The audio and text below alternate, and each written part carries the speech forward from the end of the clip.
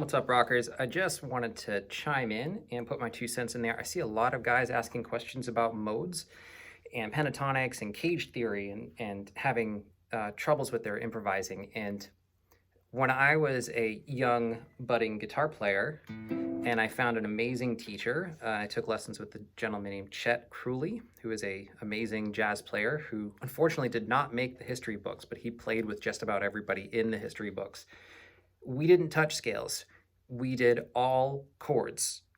I repeat, all chords. And the scales and all that stuff I worked on later on my own. And because I had such a strong foundation in chords and rhythm, it came together a lot faster for me. So if you're a guitar player, an intermediate that's struggling with playing and it feels like you're just going up and down the scale, it's likely that you don't know how to play rhythm.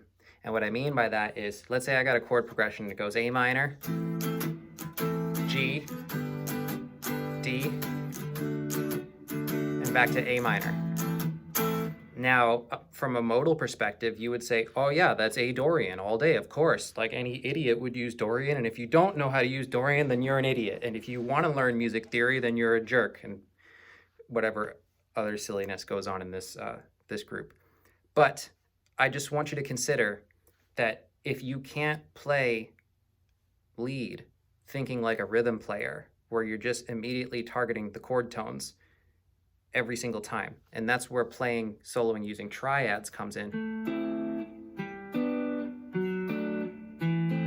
And whether you want to call that caged system, or I have my own method where I teach my students that, but the point is that if it doesn't sound like you're playing the chords in your lead playing, then don't worry about learning modes, because that's why you sound like you're going up and down a scale. It's because you are. So here's an example. A minor, G, D, A minor.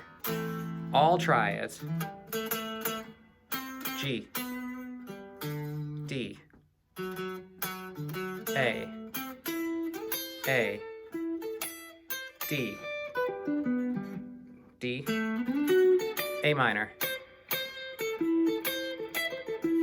G, D, A minor.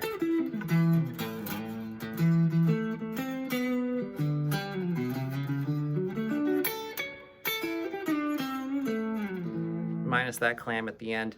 You could hear the chords in my lines. So now when you add in pentatonics or modes, what you're doing is you're adding in more flavor in between the chords, but you already know which notes are the best. Okay, so for those of you guys that are struggling with modes and putting it all together and sounding melodic, just consider that it's going to be easier to learn a 3-note pattern and solo in that, and then a different 3-note pattern that fits the next chord, and then a 3-note pattern for the next chord, and then a 3-note pattern for the next chord, instead of thinking,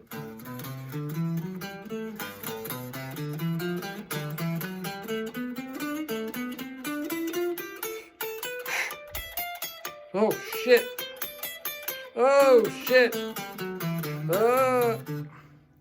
right? So anyway, that's just my 2 cents, but what do I know? Just some dude.